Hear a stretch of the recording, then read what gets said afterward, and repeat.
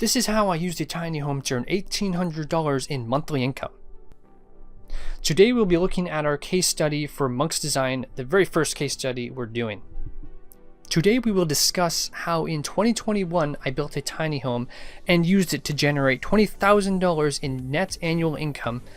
The objective of this study is to understand how one can learn from this to find success for yourself in the short-term rental industry.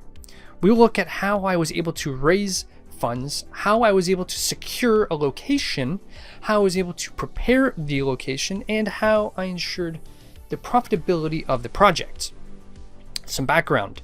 In 2018, I renovated my first Airbnb space alongside my father for a small sunroom on his rural property. This was the first time I experienced managing my own renovation project, the first chance I had to implement my design skills and set up an optimized experience for guests and track the experience of the whole project. After doing this a second time for a very unique studio project, I wanted to have my own space and earn my own rental income. The question at hand, how could I do it?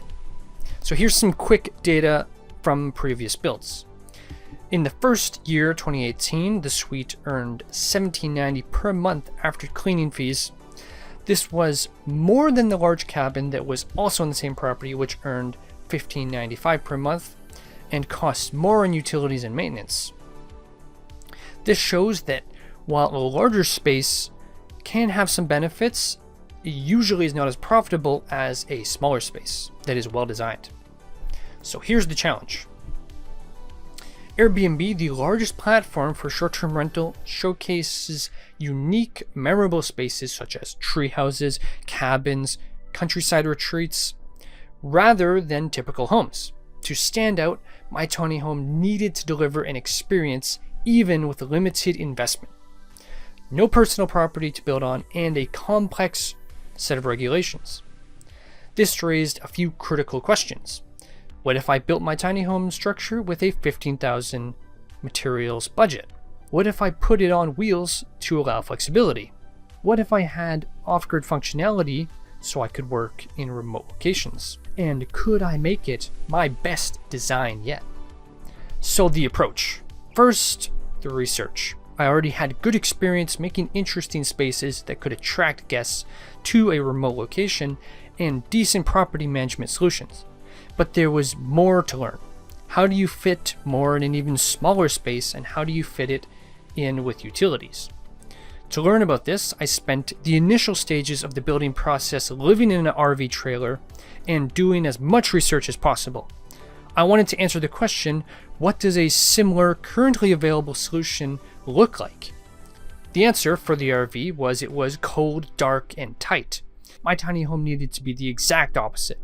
I would need it to feel open, cozy, and light. The utilities were loud, obstructive, and highly limited.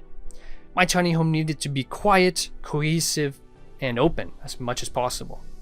So what did I have to work with? I had a budget of $50,000, which was made up of a combined $5,000 from my savings, $30,000 from a family loan, and $15,000 in credit. I reduced my living costs by staying in the RV on my family's farm, which also became the site where I built the tiny home.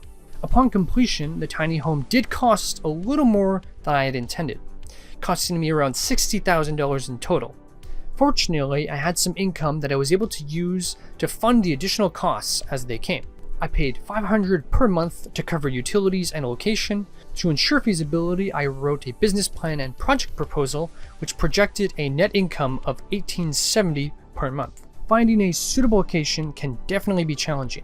My family had a 100-acre farm that was the ideal start, but if this wasn't available, I would have sought property through my real estate connections and networking events. The results. Despite some minor challenges during construction, the tiny home was fortunately a success. That fall, bookings started strong, even as temperatures dropped, and guests were excited to experience something unique. By winter, the tiny home had a 70% occupancy rate, and by spring we had achieved superhost status on Airbnb.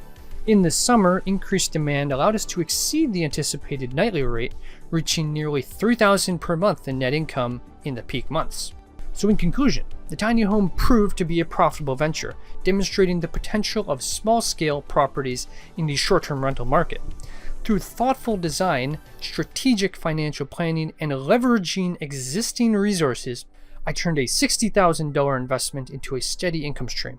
This experience highlighted that with creativity and careful planning, tiny homes can offer a path to financial independence and even lay the groundwork for future investments in unique rental properties.